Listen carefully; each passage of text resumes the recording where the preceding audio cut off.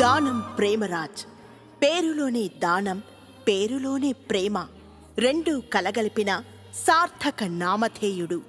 ప్రేమరాజ్ అంటేనే హుందాతనానికి ఒక brand ambassador. తను తన కుటుంబం మాత్రమే కాదు, తన చుట్టూరా ఉండే సమాజం కూడా ఎంతో గొప్పగా ఉండాలని పరితపించే ఔన్నత్యం కలిగిన వ్యక్తి. యవ్వన కాలంలోనే దేవుని సేవలో తండ్రి వారసత్వాన్ని పొంది విజయవంతంగా పరిచర్యలో భాగస్వామ్యం పొందిన గొప్ప దేవుని పరిచారకుడు. కరోనా లాంటి కఠిన సమయంలో కూడా నా అనుకున్న వారిని తన మాటలతో, తన సాయంతో బలపరిచిన స్నేహశీలి. వ్యాధి బాధలు తన్ను బలహీనపరిచినా దేవుని కొరకు నూతన మందిరం నిర్మించాలన్న దృఢ సంకల్పంతో, పట్టు వదలని దేవుని ప్రార్థనతో సంకల్పాన్ని సాకారం చేసిన విజయశీలి.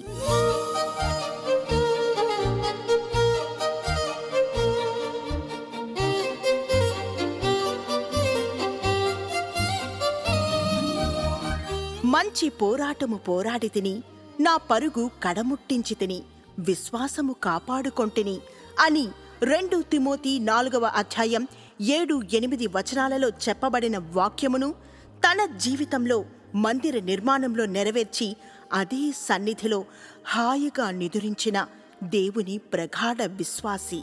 కుటుంబ జీవితంలో, విశ్వాస జీవితంలో నిస్వార్థభరితమైన దేవుని పరిచర్యలోనూ మకుటం లేని మహారాజై మనందరినీ ప్రేమ సాగరంలో ముంచి లోకయాత్రను ముగించుకొని పరలోకవాసం చేయడానికి ప్రభువునందు నిద్రించిన మనసున్న మారాజు మన ప్రేమరాజుకి మనందరి అశ్రునయనాలతో అర్పిస్తున్న అంజలి, హృదయపూర్వక ప్రేమాంజలి.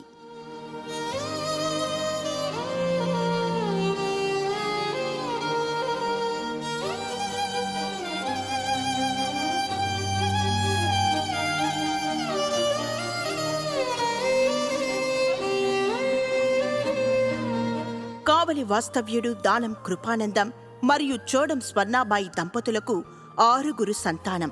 3 కుమారులు, 3 కుమార్తెలు. కుమారులు దానం జాన్ రిచర్డ్, దానం ప్రేమరాజ్, డాక్టర్ రెవరెండ్ దానం శామ్యుయల్ థియోఫిలస్ గార్లు. కుమార్తెలు దానం భారతి జోహన్నా, దానం న్యాన్సీ విక్టోరియా, దానం కెజియా ఎలిజబెత్. వీరిలో దానం ప్రేమరాజు గారు ద్వితీయ సంతానంగా 1955వ సంవత్సరం ఆగస్టు 16వ తేదీన కావలి పట్టణం నందు జన్మించారు. 1961వ సంవత్సరం ఆర్సీసీ ఎయిడెడ్ పాఠశాలలో మొదటి తరగతిలో చేరి 5వ తరగతి వరకు అక్కడే విద్యను అభ్యసించారు.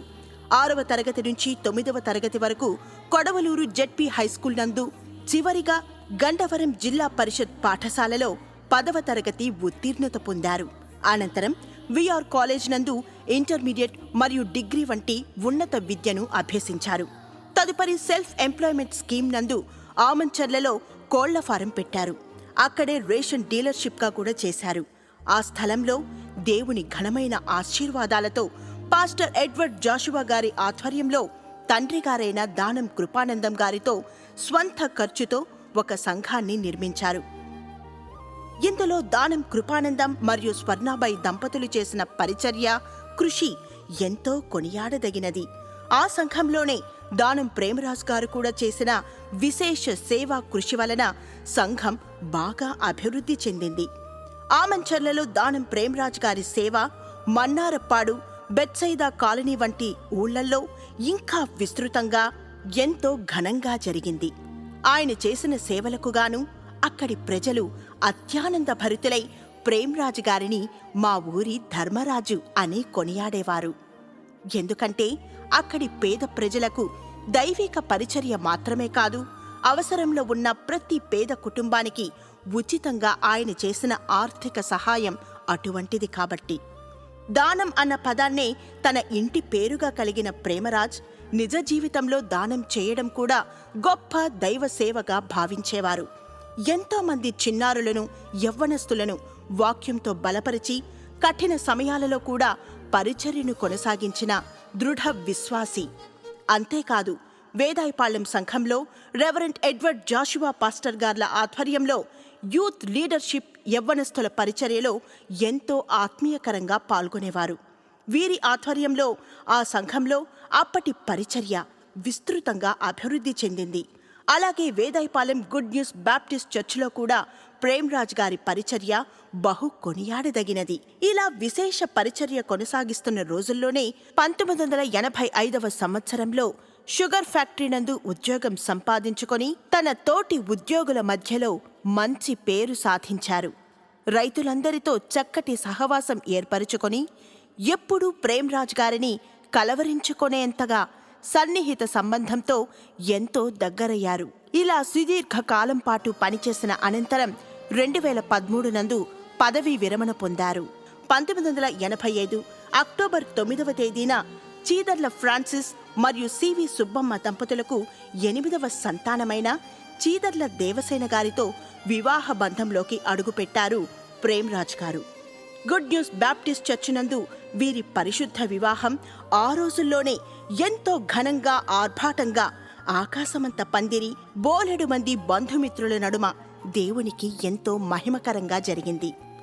దేవుని దివ్యమైన ఆశీర్వాదంతో 3 సంతానంతో ఇరువురు 5గురయ్యారు. వీరికి 2 కుమార్తెలు, ప్రవచన ప్రేమ్రాజ్ మరియు పెట్రీషియా ప్రేమ్రాజ్, అలాగే కుమారుడు ప్రీతం ప్రేమ్రాజ్. దేవుడు జత చేసిన చక్కటి భాగస్వామితో కలిసి అల్లారుముద్దుగా పిల్లల్ని ఎంతో గారాబంగా పెంచి పెద్ద చేసి వారి వివాహాల్ని కూడా ఎంతో ఘనంగా నిర్వహించి కుటుంబ పెద్దలుగా ఇరువురు బాధ్యతల్ని సమర్థవంతంగా నిర్వహించారు. మనవడు మనవరాళ్లతో, కోడలు అల్లుడి రాకతో కుటుంబం మరింతగా వృద్ధి చెంది ఆనంద నిలయంగా మారింది. ప్రేమ్రాజ్ గారు చిన్న వయసు నుండి గొప్ప లీడర్షిప్ క్వాలిటీస్ కలిగిన వ్యక్తి కావడంతో ఏ పనిలోనూ వెనకడుగు వేయడం ప్రేమ్రాజ్ గారి చరిత్రలోనే లేదు. అవునంటే అవును, కాదంటే కాదు అనేటువంటి సూటైన వ్యక్తిత్వం, సమస్యను ధైర్యంగా ఎదుర్కొనగలిగే సత్తా కలిగిన వ్యక్తి కాబట్టి తన మన అనే భేదం లేక, చిన్న పెద్ద అనే తేడా లేకుండా ఎవరితోనైనా మమేకమై వారికి అండగా నిలబడేవాడు. సమయమేదైనా అవసరతలో స్పందించేవాడు. మంచి యవ్వనకాలంలో ఉన్నప్పుడు కూడా ఏ చెడు వ్యసనానికి బానిస కాకుండా దేవుని పిలుపుకి అగ్రస్థానమిచ్చి తండ్రిగారైన దానం కృపానందం గారి సేవ పరిచర్య కొనసాగింపుతో నెల్లూరులో ఎడ్వర్డ్ జాషువా గారి లాంటి గొప్ప దైవ సేవకుల సహవాసంతో గుడ్ న్యూస్ బాప్టిస్ట్ చర్చ్ అభివృద్ధికి నిత్యం పాటుపడ్డారు. కలహాలలో, కఠిన సమయాలలో కూడా అందరినీ సమన్వయపరిచి సంఘంగా బలపరిచి వారి సహకారంతోనే గుడ్ న్యూస్ బాప్టిస్ట్ చర్చ్ని కట్టారు. పరిచర్యను కేవలం సంఘానికి మాత్రమే పరిమితం చేయక మారుమూల గ్రామాలలో కూడా ఆత్మల రక్షణ కొరకు సువార్తను ప్రకటించుటకు సంఘాన్ని నడిపించి ఎన్నెన్నో సువార్త సభలు, బైబిల్ క్విజ్ పోటీలు, ఆత్మీయ సదస్సులు నిర్విరామంగా నిర్వహించాడు.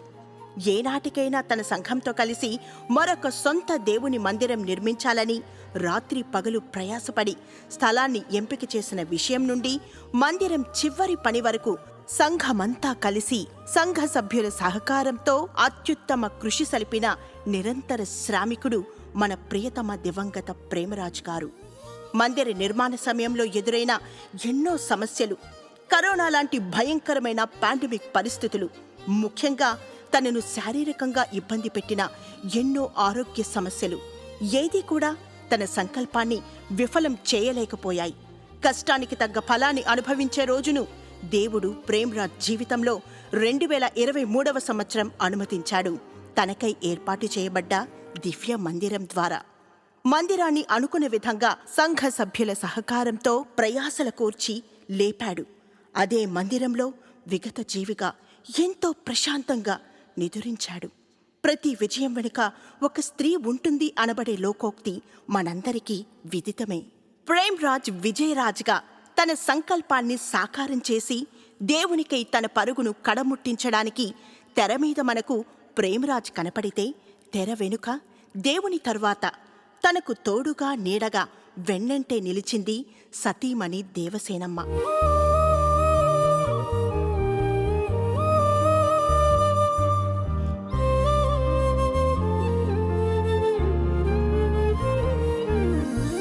సహనశీలిగా, సౌమ్యశీలిగా ఉంటూ అటు ఉద్యోగం, ఇటు కుటుంబంతో పాటు ప్రేమరాజు గారి దేవుని పరిచర్యలో ఎక్కడా అడ్డు కాకుండా సహధర్మచారిణిగా నాడు అబ్రహాముకు సారా ఎలా ఉపచారం చేసిందో అలాగే నేటి వరకు ప్రేమరాజు గారి చివరి క్షణం వరకు తన తోడై నిలిచింది. ప్రేమరాజుని విజయరాజుగా దేవుని సన్నిధికి నడిపింది. అలా దానం ప్రేమరాజు గారి జీవిత ప్రయాణం 1955లో పుట్టి 2025 జూన్ 25వ తారీఖున ముగిసింది.